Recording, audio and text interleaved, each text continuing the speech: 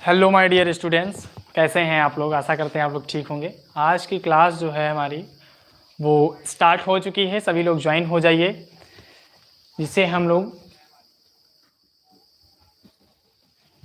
सभी टॉपिक्स को सीक्वेंस से हम लोग कवर करेंगे और अपने फ्रेंड्स के पास भी शेयर करते रहिए, जिससे हम लोग ज़्यादा से ज़्यादा जो है बच्चों तक अपनी क्लास पहुंचा सकें। तो अब स्टार्ट करते हैं अपनी क्लास को। जो हमारा टॉपिक रहने वाला है बेटा, वो प्रीवियस क्लास में हमने कवर कर लिया था बेटा। कुछ बेसिक्स डिफिनीशंस थी और कुछ क्वेश्चंस भी थे।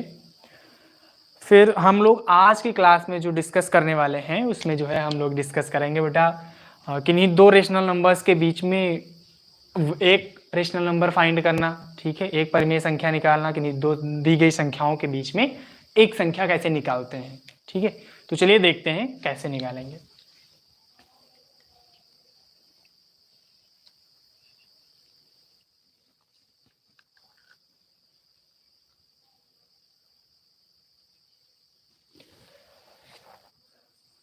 क्वेश्चन हमारा है बेटा,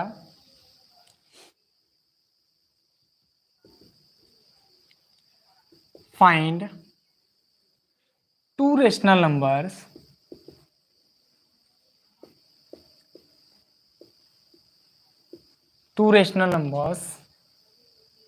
lying between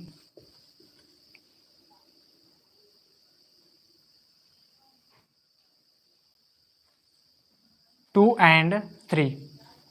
ओके, इस टाइप का अगर क्वेश्चन दिया जाता है पेपर में तो आप लोग कैसे सॉल्व करेंगे। इसको सिंपल मेथड से बेटा सॉल्व करना है, इसमें कोई दिक्कत वाली बात नहीं है। हमने प्रीवियस क्लास में बता रखा है कि इस टाइप के क्वेश्चन जो भी आते हैं, सॉरी बेटा यहाँ पे डबल ही होगा। ओके, इस टाइप के जितने भी क्वेश्चन आते हैं इसमें सिर्फ और सिर्फ एक ही रूल लगाया जाता है जब हम वन बिटवीन नंबर को फाइंड करते हैं।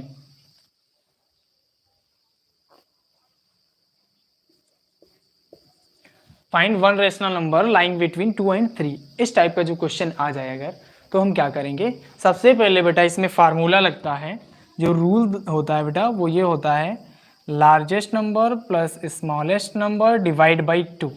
इस फार्मूले से हम वन रेशनल नंबर निकालते हैं। हमेशा वन रेशनल नंबर निकालने की बात जहाँ पे की जाए वहाँ पे हम लोग कौन सा फार्मूला अप्लाई करेंगे बेटा, a plus B divide by 2। ठीक है, फिर हम क्या करेंगे, अगर इसको हिंदी में कहते हैं तो 2 और 3 के बीच में एक परिमेय संख्या निकालिए, ऐसा क्वेश्चन दिया गया होगा। ठीक है, तो हम उसके लिए हम यही फार्मूला लगाएंगे, यही रूल लगाएंगे, a plus B divide by 2। ठीक, इसमें कंफ्यूज नहीं होना है। अब ये फार्मूला लगाते हैं तो हमारे जो नंबर्स दिए गए हैं, तो a इज इक्वल्स टू बेटा मान लेते हैं 2 हो जाता है और b इज इक्वल्स टू क्या हो जाता है, 3 हो जाता है। इन दोनों वैल्यू को इस फार्मूले में रखोगे तो ये हो जाएगा 2 प्लस 3 डिवाइड बाई 2। इसको जब हम सॉल्व करेंगे तो 2 प्लस 3 5 हो जाएगा। ठीक है, 5 डिवाइड बाई 2। अब देखिए 5 डिवाइड बाई 2 जो है, ये 5 डिवाइड बाई 2 जो है बेटा वो आपका 2 and 3 के बीच का नंबर है। ठीक है, इसको अगर हम पॉइंट में डेसिमल में कन्वर्ट करें, डेसिमल में अगर हम इसको कन्वर्ट करते हैं तो क्या हो जाता है बेटा, अगर हम 5 को 2 से मल्टीप्लाई करेंगे तो ये आ जाएगा 2.5। ओके, कैसे आएगा, तो डिवाइड करते हैं इसको, ऐसे डिवाइड कर लीजिए 2 से 5 को, तो 2 2 जा 5 हो जाएगा, 2 2 जा 4 हो जाएगा सॉरी, और ये 1 रिमाइंडर आ जाएगा। ठीक है, ये 1 रिमाइंडर बचता है। अब हम क्या करते हैं, पॉइंट लगाते हैं और 0 कंसीडर कर लेते हैं। ठीक, 2 5 जा 10 हो जाता है। ओके, अब यहाँ पे कुछ नहीं बचेगा, तो ये हमारा जो नंबर आता है ये 2 के बाद आता है और 3 के पहले आता है। ठीक है, हाफ पे, 2 और 3 के हाफ पे आता है। ठीक, तो ये हो जाता है 2.5, और इसको जब हम रेशनल नंबर के फॉर्मेट में लिखते हैं तो 5/2 लिखते हैं। ठीक है, ये क्वेश्चन हो जाता है। इसमें कंफ्यूज मत होना। ठीक, इस टाइप से अगर और भी क्वेश्चन हम करते हैं तो उनको हम करके देख लेते हैं। ठीक,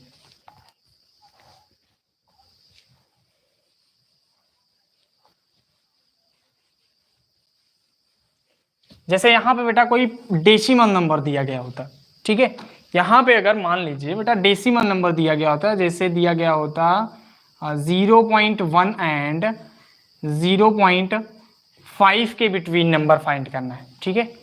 0.1 और 0.5 के बीच में कोई एक रेशनल नंबर निकालना है, तब कैसे निकाल दे, तब भी यही प्रोसेस रहता। a इज इक्वल्स टू हमारी क्या वैल्यू हो जाती, 0.1 हो जाती, ठीक है। b इज इक्वल्स टू कितना हो जाता, 0.5 हो जाता। ये दोनों वैल्यू को हम पुट करेंगे इस फार्मूले में और आंसर आ जाएगा, ठीक है। इसमें कंफ्यूजन वाली कोई बात नहीं है, ठीक। अगर कंफ्यूजन है, आपको लगता है कि कंफ्यूज हो रहे हैं, तो हम हैं, ठीक है, उसकी टेंशन मत लीजिएगा। 0.1 प्लस 0.5 वैल्यू पुट किए, डिवाइड बाई 2 कर दिए, ठीक है। इसको जब हम ऐड करेंगे तो क्या हो जाएगा, 5 प्लस 1 6.0, 0.6 डिवाइड बाई 2 आ जाएगा, ठीक। अब इसको हम जब डेसिमल को हटाते हैं तो डिवाइड में 0 लगाते हैं, ठीक। ये तो हो गया लार्ज मेथड हो जाएगा, ठीक है, जो बचपन से पढ़ते आ रहे हो। थोड़ा डिफरेंट करके देखते हैं, ठीक। तो इसको अगर हम डिफरेंट करने की बात करते हैं तो क्या करेंगे, अगर हम इस मेथड से करते हैं तो और लॉन्ग हो जाएगा, ठीक, इसको डिवाइड करना पड़ेगा। और अगर हम इस सेकेंड मेथड से करते हैं, यही तो लिखा हुआ था इसको ऐड करने के बाद, ठीक। इसको लिखने के बाद हम क्या करते हैं, 2 1 जा 2, 0 में लगेगा नहीं तो 0 बार पॉइंट लगा है, 2 3 जा 6, ये कैंसिल हो गया, ठीक। ये डायरेक्टली आ जाएगा 0.3। ये शॉर्ट मेथड 1 लाइन में हमने सॉल्व कर दिया इसको। इसको अगर सॉल्व करेंगे तो क्या करेंगे, अब 20 से इसको डिवाइड करना पड़ेगा, ठीक है। 20 से 6 को डिवाइड करोगे तो अब ये देखो कितना छोटा सा नंबर है, इसको अगर हम 6 से डिवाइड करेंगे तो क्या करेंगे, पहले हम पॉइंट कंसीडर करेंगे, 0 यहाँ पे नोट करेंगे, ठीक। फिर लगाएंगे तो 23 जा 60, ओके, तब ये डिवाइड होगा। अब देखो 0.3 यहाँ भी आया, 0.3 यहाँ भी आया, ठीक। ये इसमें ये मेथड हमको डिवाइड के लिए लगाना पड़ता है, यहाँ पे हमने क्या किया, डायरेक्टली मेथड यूज कर दिया, ठीक। तो इसमें कंफ्यूज मत होना, ओके, अंडरस्टैंड, गॉट इट। देखते हैं नेक्स्ट क्वेश्चन क्या है हमारा।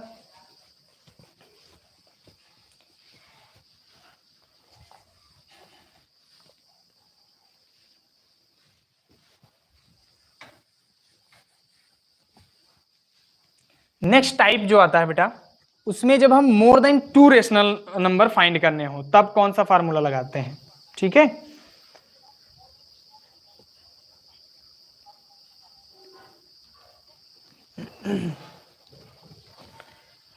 सेकेंड मेथड बेटा क्या है, जब क्वेश्चन में डिमांड किस चीज की जाए, मोर देन 2 रेशनल नंबर। कितने रेशनल नंबर बेटा, मोर देन 2 रेशनल नंबर की बात की जाए, more than 2 rational numbers, okay. More than 2 rational number की बात जब की जाती है बेटा, तब हम क्या करते हैं, उसमें 2 फार्मूले लगते हैं। कौन कौन से लगते हैं, तो फर्स्ट स्टेप का जो फार्मूला होगा वो हो जाता है d is equals to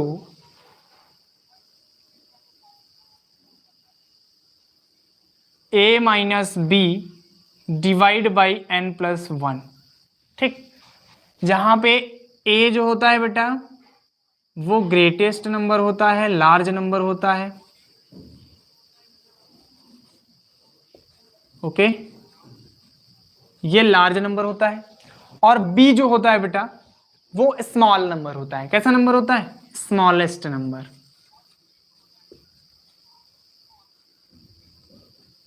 okay. b जो होता है वो स्मॉलेस्ट नंबर होता है, इसमें कंफ्यूज मत होना, क्योंकि हम लार्ज नंबर से ही स्मॉल नंबर को सब्ट्रैक्ट करते हैं, ठीक। और जहां ये n जो दिया गया है बेटा, वो n की बात करें तो n हमारा होता है फाइंडेबल number,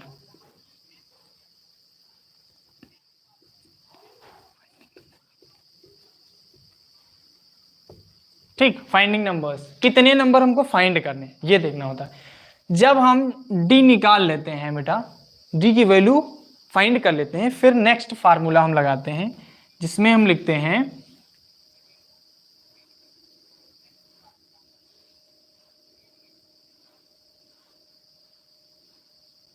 b plus D, b plus 2d, b plus 3d, dot dot dot B plus N D. Okay, ये फार्मूला हम लगाते हैं।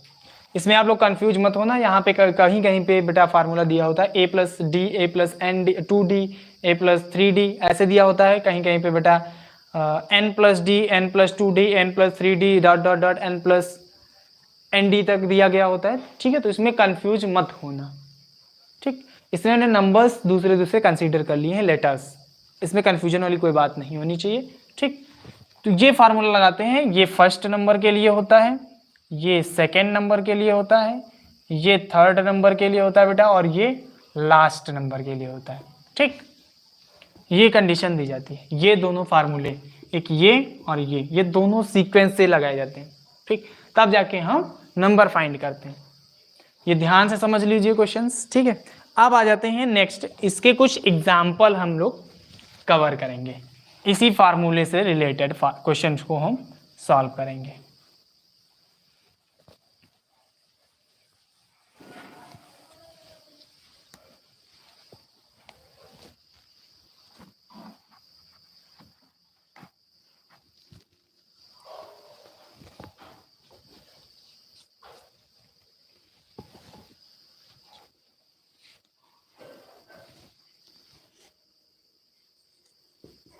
क्वेश्चन हमारा क्या दिया गया है,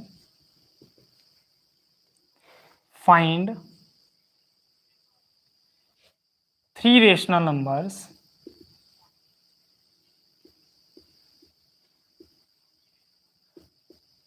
नंबर्स lying between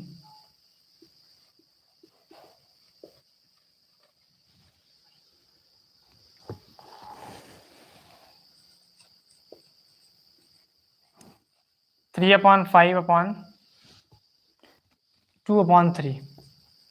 ओके, ये क्वेश्चन दिया गया है। तो ऐसे क्वेश्चंस को हम कैसे सॉल्व करेंगे बेटा? इस क्वेश्चन में सबसे पहले हम लोग फार्मूला लगाते हैं डी फाइंड करने के लिए। ठीक, डिफ्रेंशिएट करते हैं इसको। इसके लिए हमने फार्मूला बताया था अभी, a-b/n+1। ठीक है, अब इसमें a की वैल्यू बेटा क्या है? a की वैल्यू हमको कैसे पता चलेगी? लार्जेस्ट नंबर कौन सा है इसमें? a को हमने लार्जेस्ट नंबर बताया था, लार्ज नंबर कौन सा होगा? अब यहाँ पे कंफ्यूजन आ रही होगी आपको। ठीक है, तो आपको कैसे पता चलेगा कि ये दोनों जो फ्रैक्शन फॉर्मेट में रेशनल नंबर दिए गए हैं, इनमें से कौन सा नंबर लार्ज है, कौन सा नंबर स्मॉलेस्ट है? ठीक, तो एक तरीका इसका ये है जो इजी है। ठीक है, इनको डिवाइड करके देख लीजिए। 5 से 3 को डिवाइड करके देख लीजिए और 3 से 2 को डिवाइड करके देख लीजिए। ओके, तब इसमें कंफ्यूजन नहीं होगी। 5 से डिवाइड करने के लिए पॉइंट कंसीडर करेंगे और 0 लगाएंगे, 30 हो जाएगा। 5 6 जा 30। ठीक है, माइनस कर दोगे कुछ नहीं बचेगा, 0.6 आ जाएगा। ठीक, तो ये तो हो गया 0.6। ओके, इसको हम सॉल्व करते हैं तो पॉइंट लगाते हैं, 0 लगाते हैं। 3 6 जा 18, 2 रिमाइंडर बच जाता है। पॉइंट लगा है 0, 3 6 जा 18, फिर से 2 रिमाइंडर, बार बार 2 रिमाइंडर बचता चला जा रहा है। ठीक है बेटा, ये दिख नहीं रहा होगा बेटा यहाँ पे, इसको हम इधर कर लेते हैं।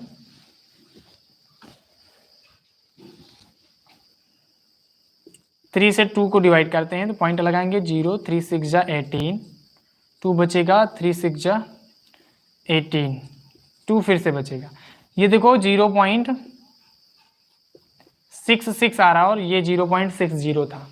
इनमें से कौन सा नंबर लार्ज है पता चल रहा है बेटा? तो 0.66 लार्जेस्ट नंबर है। ओके, फर्स्ट डिजिट सेम है, सेकेंड डिजिट पे इसमें 0 है, इसमें 6 है, इसलिए ये 6 वाला लार्जेस्ट हो जाता है। ओके, तो हम क्या करेंगे बेटा, अब इसको जो है लार्जेस्ट नंबर मान लेंगे। और लार्जेस्ट नंबर हमने किसको सॉल्व करने पे पाया था? तो 2/3 को सॉल्व करने पे पाया था। तो जो हमारा लार्जेस्ट नंबर हो जाएगा वो बेटा हो जाएगा 2/3। ऐसे ही b की वैल्यू हम लिखेंगे, तो b की वैल्यू कितनी है, यानी स्मॉलेस्ट नंबर 3/5 हो जाएगा। कितना होगा बेटा? 3/5। ओके, नेक्स्ट हम क्या बात करते हैं, अब ये वैल्यू पुट करके इसको हम डिफरेंशिएट करते हैं, वैल्यू निकालते हैं, देखते हैं कितना आएगा। ठीक है,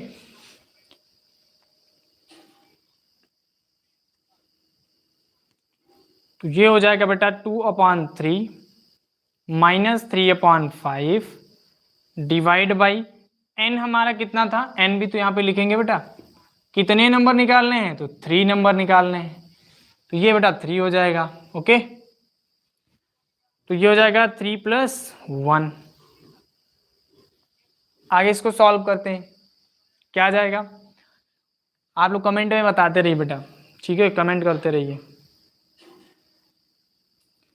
अब इन दोनों नंबर्स का 3 और 5 का एलसीएम लेंगे तो कितना हो जाएगा, 15। कैसे पता चला बेटा, क्योंकि ये दोनों ऑड नंबर हैं, ऑड नंबर का आपस में मल्टीप्लाई कर दिया जाता है और मल्टीप्लाई करने पे एलसीएम आ जाता है डायरेक्टली, ठीक है, उसमें कोई कन्फ्यूजन वाली बात नहीं होनी चाहिए। ठीक, तो हम इसका मल्टीप्लाई 5 से कर देते हैं, इसका मल्टीप्लाई 3 से कर देते हैं। ओके, तो ये कितना हो जाएगा, 5 × 2 = 10/15 हो जाएगा, माइनस 9/15 हो जाएगा, डिवाइड बाई 3 + 1 4 हो जाएगा। ओके, नेक्स्ट क्या हो जाता है बेटा, अब इसको हम 15 को 1 टाइम लिख लेते हैं और 10 - 9 कर देते हैं, डिवाइड बाई 4 कर देते हैं। ठीक, फिर हम क्या करेंगे,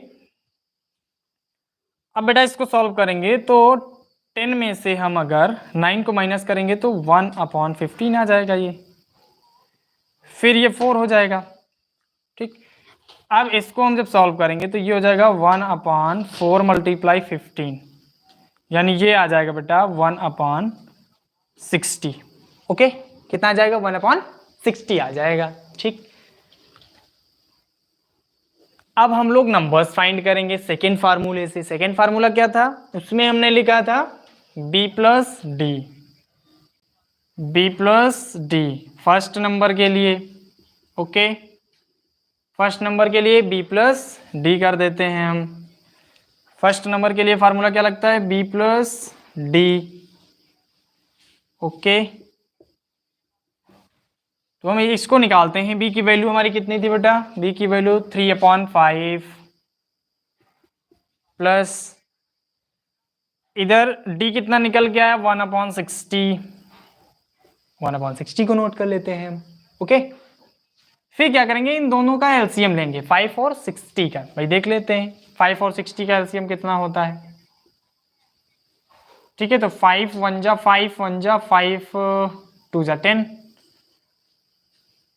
2 × 1 = 2, 6 × 2, 3 × 3, 1 × ओके, 5 × 2 = 10, 10 × 2 = 20, 23 × 60।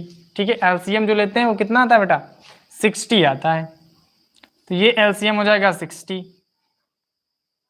ठीक, तो 5 का मल्टीप्लाई किससे करा दें जो 60 आ जाएगा, 12 से करा देते हैं। ओके, तो ये 36 हो जाएगा प्लस 1 हो जाएगा, ये 37/60 आ जाएगा। ओके, ये फर्स्ट नंबर आ गया। अब ऐसे ही हम सेकेंड नंबर को फाइंड करेंगे।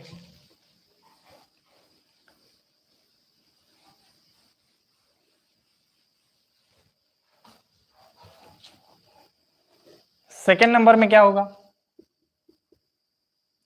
सेकेंड के लिए हम लगाते हैं b + 2d। ओके, जो ये आया है इसका मल्टीप्लाई हम 2 से कर देते हैं बस, तो आ जाएगा।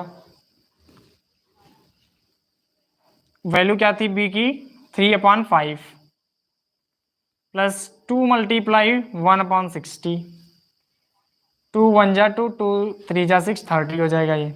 ठीक है, इससे हम क्रॉस इसको डिवाइड कर सकते हैं। ठीक है, ये हो जाएगा 3/5 प्लस 1/30।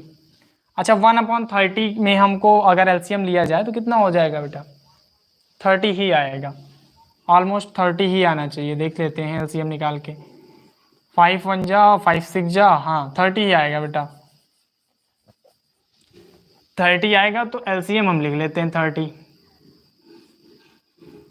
ठीक, फिर इसका मल्टीप्लाई 6 से करा देते हैं, तब तो 30 होगा, 5 × 6 = 30 इक्वल हो जाएगा। इसका भी मल्टीप्लाई 6 × 3 = 18 प्लस 1 हो जाएगा, यानी 19/30। ओके, ये सेकंड आ जाएगा। ऐसे ही बेटा थर्ड क्वेश्चन में मतलब थर्ड नंबर निकालना हो तो क्या करेंगे, इस फार्मूले से बेटा कई नंबर निकाले जा सकते हैं, है ना, इनफाइनाइट तक बहुत सारे नंबर निकाल सकते हो, इसमें कोई दिक्कत नहीं होगी। फार्मूला क्या होता है इसका बेटा, b plus 3d, okay, b plus 3d।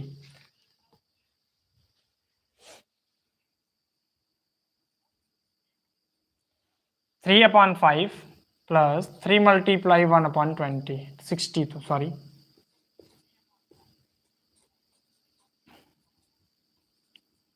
3/5 plus 1/20 हो जाएगा।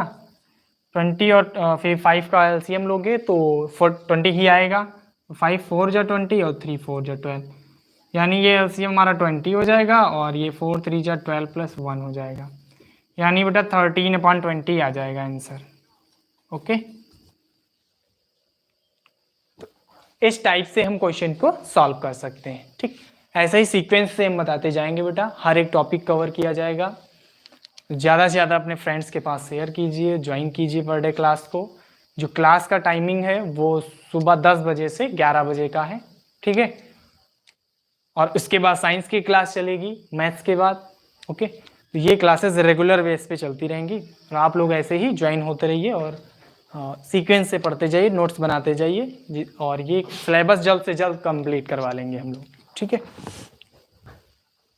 नेक्स्ट टॉपिक जो हमारा है वो बेटा दिया गया है, कुछ इरेशनल नंबर्स हैं, उनको नंबर लाइन पे डिफाइन कैसे करते हैं। ठीक है, तो इरेशनल नंबर को डिफाइन करने से पहले हमको क्या देखना पड़ेगा बेटा कि इरेशनल नंबर होते क्या हैं।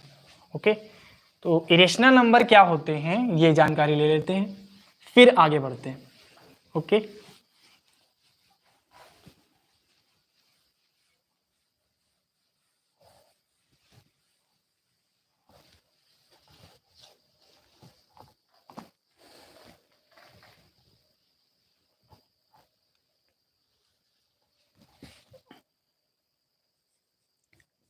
थर्ड पॉइंट है बेटा हमारा, इरेशनल नंबर क्या होते हैं। इरेशनल नंबर्स,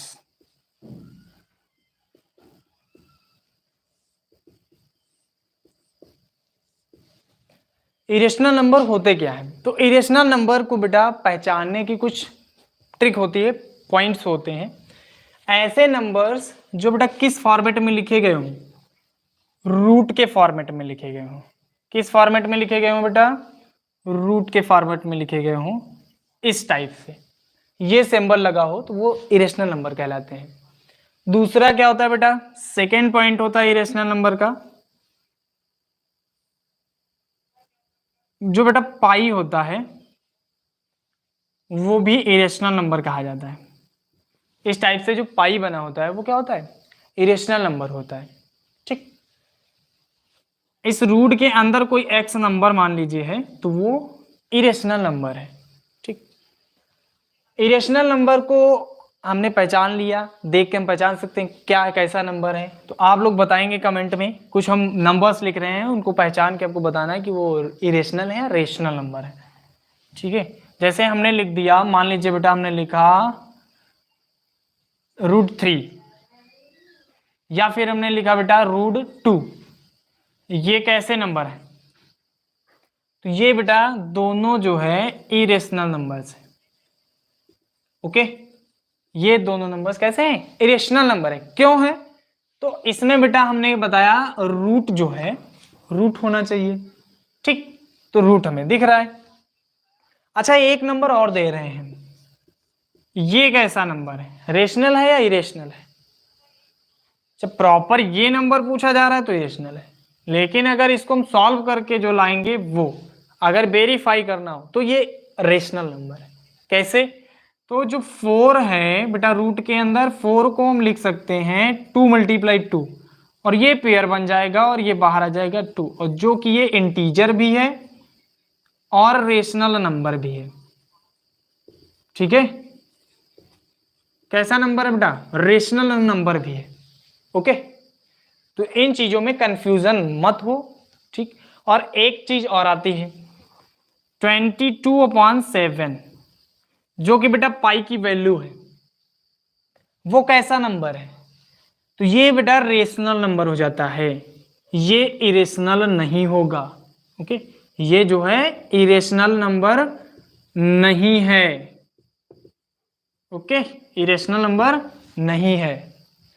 ये कैसा नंबर पड़ जाता है बेटा? ये रेशनल नंबर होता है। कैसा नंबर होता है? रेशनल नंबर होता है। हालांकि वैल्यू है पाई की बेटा, वैल्यू किसकी है? पाई की, बट पाई जो है वो कांस्टेंट है। ठीक है, इसको हम इरेशनल कहेंगे, लेकिन इसकी वैल्यू जो है बेटा, ये इसको हम इरेशनल नहीं कह सकते। क्यों नहीं कह सकते? क्योंकि ये बेटा p/q के फॉर्मेट में दिया गया है, और इसमें p जो है वो भी इंटीजर है और q जो है वो भी इंटीजर है। ठीक है, इसलिए हम पाई की वैल्यू को रेशनल नंबर कहते हैं, इरेशनल नहीं कहते। Okay, understand? Good.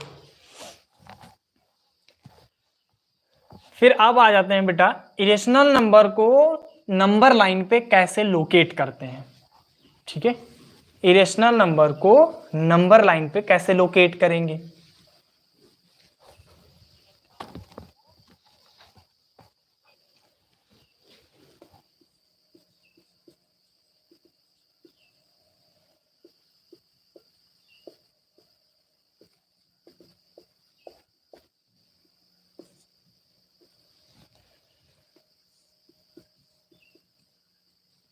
Irrational numbers locate on number line. Okay.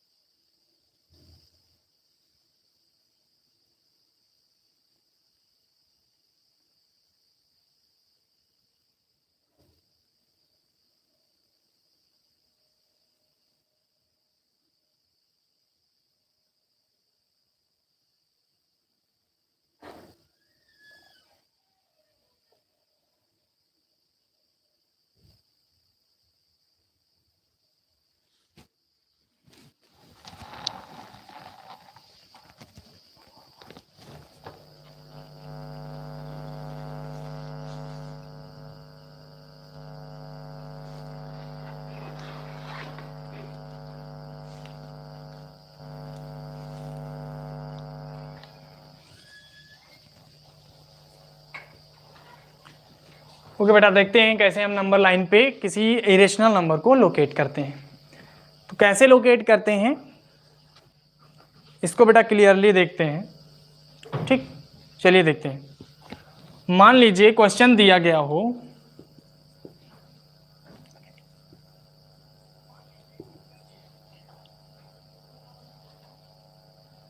Locate on number line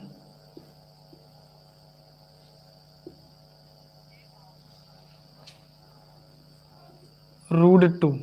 okay, √2 जो है वो इरेशनल नंबर दिया गया है। ठीक, इसको हम लोग नंबर लाइन पे लोकेट कैसे करेंगे? ठीक, अच्छा, नॉर्मल अगर इंटीजर्स हों उनको लोकेट करना है तो नॉर्मली हमने नंबर लाइन ड्रॉ की और सेंटर में 1 0 को नोट किया, फिर 1 2 ऐसे नोट करते चले गए। ठीक है, ऐसे नोट करते हम चले गए। लेकिन यहाँ पे इरेशनल नंबर्स की बात हो रही है, तो इसको हम लोग कैसे लोकेट करेंगे नंबर लाइन पे? इसमें थोड़ा लॉजिक लगता है बेटा। ठीक है, तो इसमें हम दो चीज़ों का यूज़ करते हैं। सबसे पहले हम लोग पाइथागोरियन थ्योरम को यूज करते हैं। किसको यूज करते हैं बेटा? पाइथागोरियन थ्योरम को यूज करते हैं। और थ्योरम क्या है?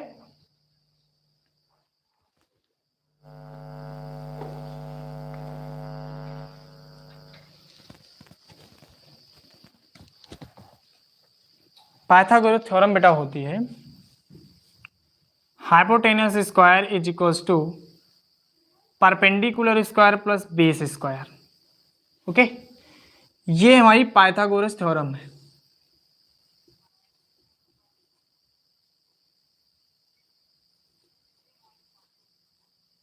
ओके,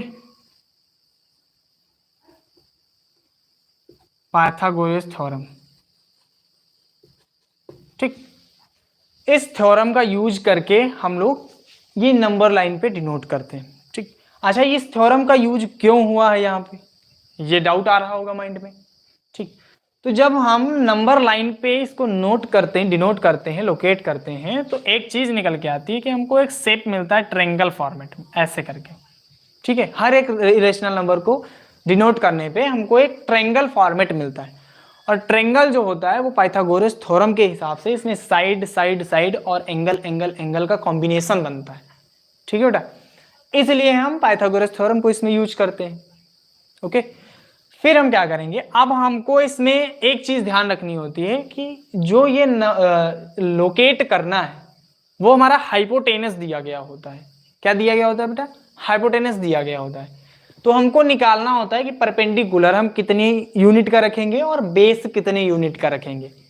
ये दोनों चीजें हमको फाइंड करनी पड़ती हैं। तो वो हम हाइपोटेनस वाली थ्योरम जो है पाइथागोरस थ्योरम, उससे निकालते हैं, ठीक। तो कैसे हम फाइंड करने, मान लीजिए हमको निकालना है बेटा √2, हाइपोटेनस कितना लाना है? √2 लाना है। तो हम क्या करेंगे, तो हाइपोटेनस अगर हमको √2 लाना है तो सबसे पहले हम वैल्यू रख के देख लेते हैं बेटा। हमको हाइपोटेनस कितना चाहिए? √2 चाहिए। तो √2 लाने के लिए हम मान लेते हैं p की वैल्यू जो होगी, बेस हम कितना, परपेंडिकुलर हम कितना रखेंगे, यानी जो लंब होगा लाइन पे वो कितना होना चाहिए, हम लाइन साथ में ड्रॉ कर लेते हैं। ये बेटा आप लोग स्केल से यूज करोगे इसको, ठीक। हम मान लेते हैं यहाँ पे ये 0 है, इक्वल वैल्यू होनी चाहिए 1, ये बेटा 2 है, ठीक है। ये नंबर्स दिए हमने, ठीक। अब हम क्या करेंगे, मान लेते हैं परपेंडिकुलर जो है हमारा 1 है, इसका स्क्वायर करेंगे प्लस बेस भी हम कितना रखते हैं 1, ठीक। तो क्या होगा, हाइपोटेनस अब हम सॉल्व करके देख लेते हैं।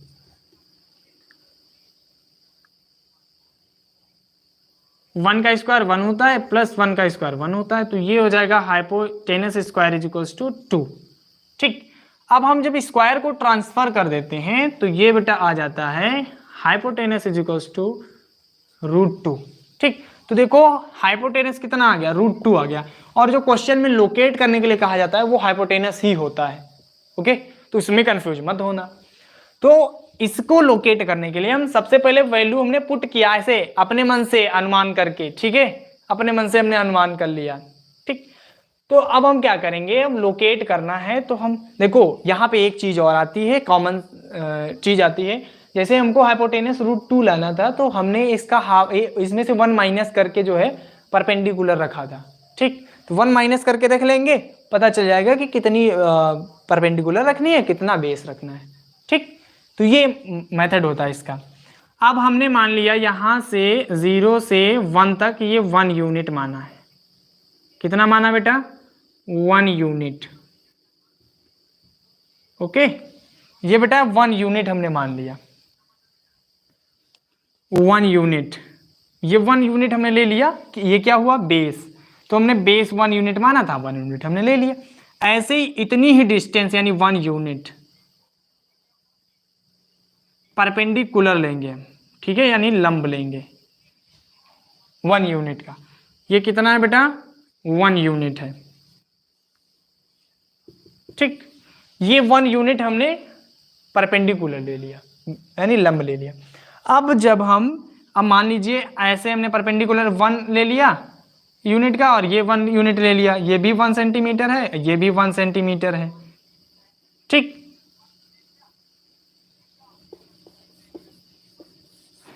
यहाँ पे मान लीजिए ये हमने 1 सेंटीमीटर लिया और ये बेस हमने 1 सेंटीमीटर लिया। सीधा बनाते हैं जैसे इसमें बनाया हमने।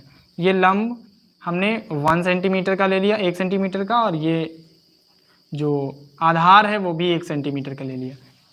देखिए यहाँ पे क्या हो रहा है, ये साइड हमको निकालनी पड़ रही है, ठीक। तो अब हम इसको जब पाइथागोरस थ्योरम से निकालते हैं तो ये √2 आ जाता है, यानी ये कितना आता है, √2 आ जाता है। तो बस वही चीज है, इसीलिए हमने पाइथागोरस थ्योरम लगाया था यहाँ पे। अब ये चीज क्लियर हो गई होगी पाइथागोरस थ्योरम क्यों लगाई आपने, ठीक। अब हम क्या करते हैं, ये चीज जो है, ये इतनी डिस्टेंस हम कंपास में लेते हैं, ठीक। और कंपास में लेने के बाद ऐसे कर्व लगा देते हैं बेटा, ठीक। ये कर्व लगा देते हैं। तो ये जो कर्व होता है और ये कर्व से दूरी जो होगी, डिस्टेंस जो होगी यहाँ तक की, ये बेटा क्या कहलाएगी, √2 कहलाएगी। या ये बेटा क्या कही जाएगी, √2 कही जाएगी। ठीक है, ऐसे ही हम √3 निकालेंगे, √4 निकालेंगे, √5 निकालेंगे। ठीक, कैसे करेंगे, अब हम फिर से क्या करते हैं बेटा, अगर हमको √3 निकालना है, ठीक, तो हम क्या करते हैं, बेस को थोड़ा बढ़ा देते हैं। बेस कितना कर देते हैं, 2 कर देते हैं। बेस कितना कर देते हैं बेटा, 2 कर देते हैं, तो हमारा हाइपोटेनस √3 आ जाता है। ओके, तो आप उसमें कंफ्यूज मत होइएगा। तो ऐसे ही √3, √4, √5 ये भी आप लोग सॉल्व कर सकते हैं। ठीक है, उसमें कंफ्यूजन की कोई बात नहीं है।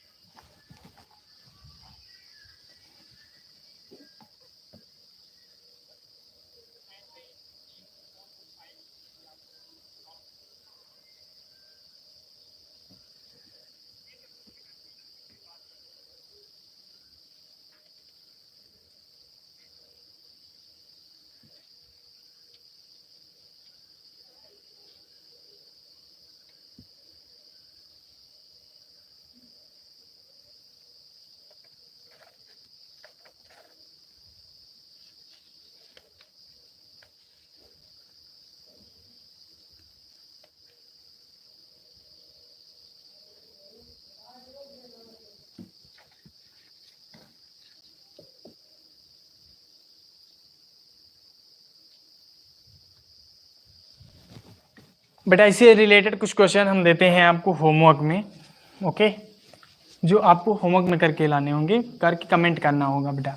ठीक है, रेगुलर बेस पे आप लोग जुड़िए, जिससे आपको पर डे ऐसे ही इसी टाइम पे क्लासेस मिलेंगी और आपकी तैयारी को बेहतर बनाने के लिए हम लोग पूरा प्रयास करेंगे।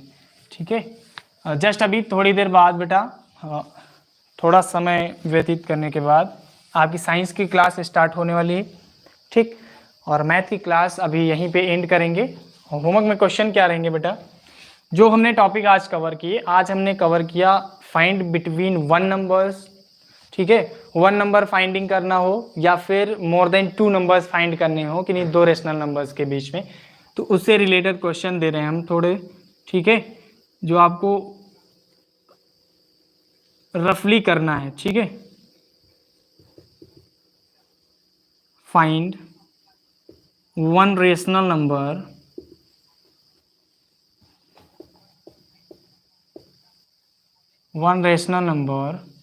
between -4 and -5. Find 3 rational numbers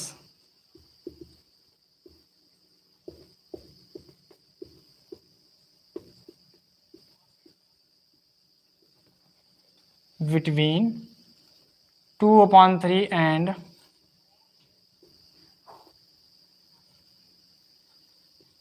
3/4। And third question बेटा है locate on number line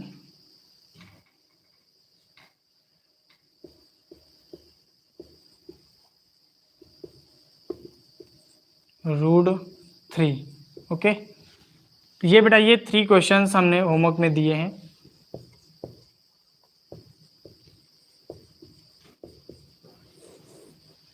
okay, ये क्वेश्चन सॉल्व करके आप लोग कमेंट में बताइएगा। थोड़ा कमेंट सेक्शन की ओर ध्यान देते हैं बेटा।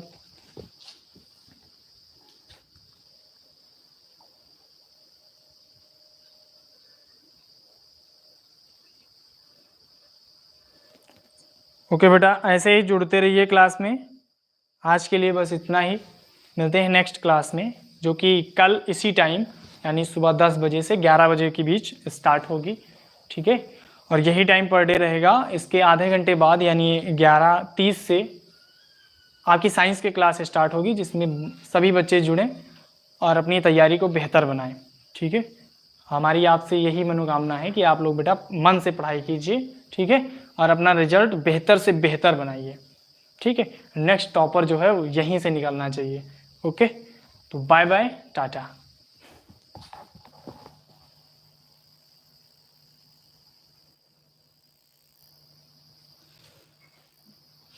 सो गई थी।